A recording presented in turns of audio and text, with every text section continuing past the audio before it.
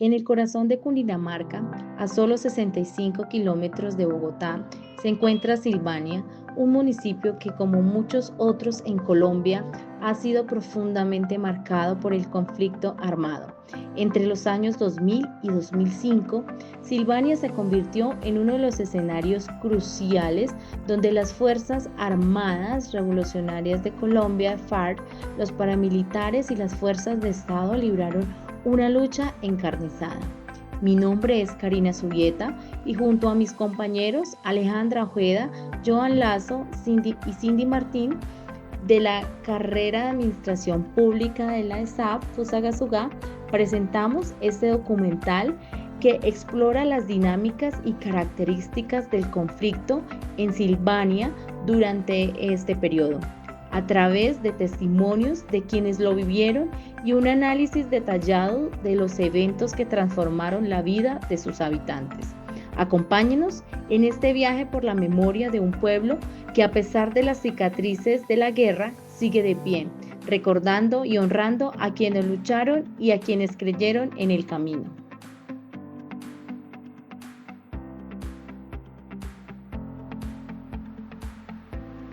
Hola, muy buenas tardes, Sandra. Gracias por este espacio que nos das.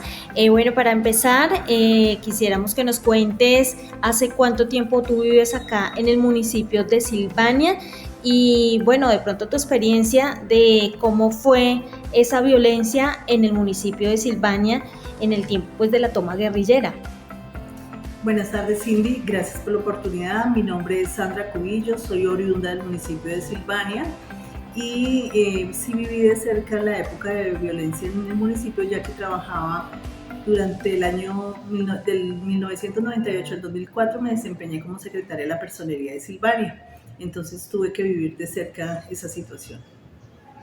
De acuerdo, teniendo en cuenta que viviste de cerca esa problemática, ¿cómo lo viviste? Bueno, aproximadamente del año 2000 al 2002 se tornó bastante densa la situación en el municipio debido a los actos violentos. En esa época asesinaron 5 de nuestros compañeros en la alcaldía, se presentaba mucho secuestro, mucha extorsión en el municipio y hubo un desplazamiento masivo de la comunidad de las veredas Loma Alta Alta, sector Casa Verde, y del Ual, Quebrada Honda, sector El Ual.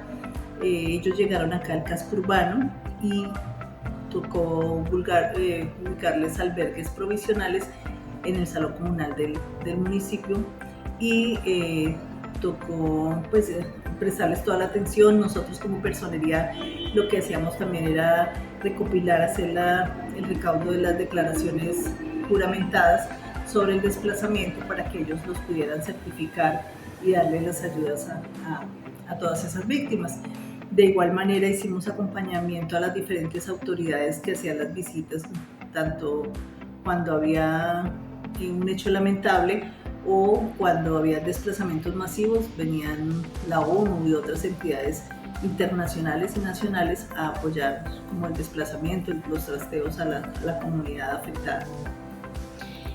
Esta ola de violencia se vivió fue a nivel pues municipal, ¿verdad? ¿O hubo algunas veredas más afectadas que otras? Pues esto fue a nivel municipal, todo el tema de extorsión fue a nivel municipal, todos los comerciantes de diferentes sectores, pero sí hubo unas veredas que estuvieron mucho más afectadas que otras. Por ejemplo, el caso de la vereda Loma Alta Alta, sector Casa Verde, que tuvieron un desplazamiento masivo. El caso de Quebrada Honda del Ual, porque allí habían asentamientos guerrilleros, y el caso de la vereda Agua Bonita. De acuerdo a ya el tema de institución, ¿ustedes se vieron en ese momento amenazados, temorizados por todo lo que estaba sucediendo? Sí, durante esa época de violencia fueron declarados objetivo militar el alcalde, personero y los inspectores de policías. De hecho, a los inspectores de policías se les prohibían realizar acciones judiciales en los diferentes sectores del municipio. Bueno, ya anteriormente lo habíamos conversado y tú nos contabas la historia de que a la inspectora de Subia la habían masacrado, la habían torturado. ¿Nos puedes contar un poco sobre esa historia? Bueno, sí, en ese momento los juzgados manejaban procesos y cuando había que hacer un embargo o algún tipo de acción judicial en sectores rurales, ellos comisionaban a las inspecciones de policía rural para que hicieran este tipo de actividades. Así fue que comisionaron a la inspectora de Subia para realizar un proceso, no me acuerdo bien si fue de desalojo o de embargo, y ella pues manifestó la amenaza que existía por parte de la guerrilla, pero aún así pues era una orden judicial, tenía que cumplirla. Ella fue a cumplirla y por el hecho de haber por el desacato que hizo a la orden que había dado la guerrilla, la torturaron y la mataron. Esa tortura, de pronto, yo sé que es un poco dolorosa recordarla, pero tú nos hablabas de que le dejaron marcas, de que la habían amarrado, de que la habían postrado en el suelo y disparado, ¿verdad? La mayoría de muertes que se presentaron en esa época fueron muertes, en su gran mayoría, con tortura o fueron muertes violentas, que era lo que certificaba la fiscalía en su momento. Okay. También mencionábamos algo sobre los grupos armados de este entonces, en donde en un tiempo era la guerrilla y en otro, o no sé si en el mismo tiempo, también era los paramilitares. Sí, inicialmente fue como más el tema de guerrilla que se empezó a dar y posteriormente, primero estuvo la guerrilla en las diferentes zonas y luego llegaron los paramilitares y empezaron también como a hacer una limpieza social y hubo bastantes personas asesinadas. Okay. Dentro de esa limpieza social se mencionaba que digamos que la guerrilla en algún momento se tornó a ser amigable o a hacer amistades con los mismos campesinos.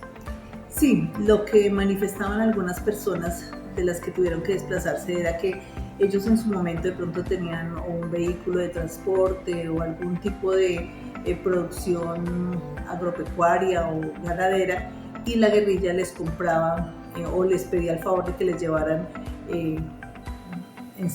bienes, lo que necesitaran, mercados, algunas cosas así, y pues que ellos tenían la obligación de prestarles el servicio, o sea, no era algo que pudieran decidir sí o no, sino que los obligaban a prestar el servicio y que obviamente les pagaban, pero eso los hizo que los como catalogara como colaboradores de la guerrilla y por eso se generó el desplazamiento cuando llegaron los paramilitares, porque los tenían como colaboradores de la guerrilla.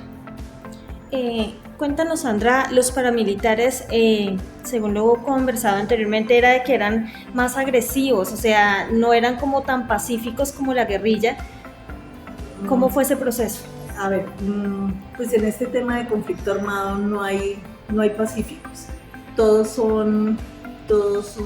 operan, lo que pasa es que cada uno tiene como su forma de operar. Cuando estuvo el momento de la guerrilla, lo que manifestaba la comunidad era que cuando habían, por ejemplo, delincuentes o personas que infringieran la ley, ellos les daban como la oportunidad. Muy buenas noches para todos. El día de hoy me encuentro reunida con la señora Iris Rodríguez, la cual es una habitante del municipio de Silvania, en el cual pues el día de hoy nos va a colaborar con una entrevista en el tema del impacto de las organizaciones ilegales en el municipio de Silvania, teniendo en cuenta que ella, por el tiempo que ha vivido en la zona, vivió esa época tan candente, tan fuerte, y pues ella nos va a aclarar algunas dudas o a conversar en torno a este tema. Señora Iris, bienvenida. Buenas noches, mi nombre es Iris Rodríguez, habitante aquí de Silvania hace muchos años. Mis padres criados viven acá todavía. Gracias por la invitación. Sí, se vivió acá cuando estuvo la época del conflicto. Sí, señora. Gracias, señora Iris. Bueno, la primera pregunta sería, ¿cómo fue la percepción ante el desplazamiento forzado y cómo impactó esto en la economía y la vida diaria? Bueno, para entonces, y bueno, para nadie se desconoce que nosotros somos un municipio muy cercano a Bogotá, para la época y por el conflicto que se vino encima. Este conflicto nos afectó porque esta región se convirtió en un foco, en un pasillo donde se traía gente secuestrada, se pasaba, era como el escondedero, el pasillo donde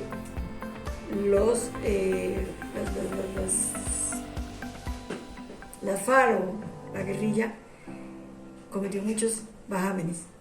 Para entonces nosotros mucho miedo, mucho desequilibrio emocional, porque pues se vino mucho conflicto sobre la parte social del municipio.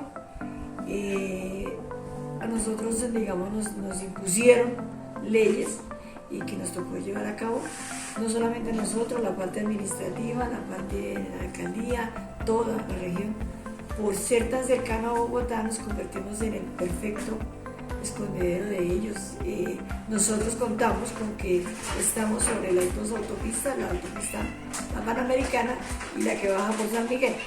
Entonces, por lo cual, digamos que este pasillo se volvió parte importante para hacer ellos sus planes. Fue muy terrible, hubo mucho desplazamiento, la parte social nos afectó, la parte de la salud, hubo mucho sometimiento de esa gente a la gente que estaba acá, que tenía, digamos, como eran finqueros, por ejemplo, Silvania cuenta con una parte que se llama condominios, y esos condominios son personas adineradas. Pues igual esa región quedó sin gente porque a todos los vacunaron. Entonces fue terrible, fue mucho miedo, fue mucha zozobra, fue mucha desconsuelo. Nos manipularon porque la parte productiva, los carros que vienen a comprar aquí también se vieron afectados. Entonces la parte productiva, la parte económica, el trabajo, se fueron los gamonales, entonces quedamos sin trabajo.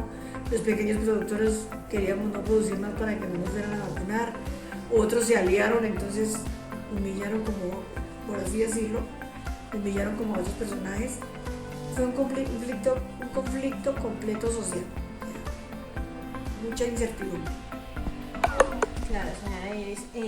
Bueno, también usted desde todo ese conocimiento, esa vivencia que tuvo en esa época tan fuerte, según esa etapa, ¿cómo cree que era la confianza ciudadana ante la administración?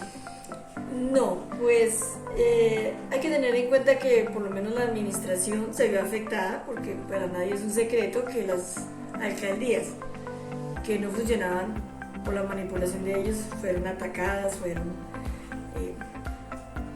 bombardeadas, por así decirlo. Y pues creerle a la alcaldía ya era como que si lo hacían bien, y si no también, porque uno también no podía decir estoy con ellos o no estoy, porque también era problema para uno. Pero pues también la alcaldía se vio involucrada en los problemas, en los bajámenes que tuvieron ellos, porque por lo menos cuando ya se comenzó a traer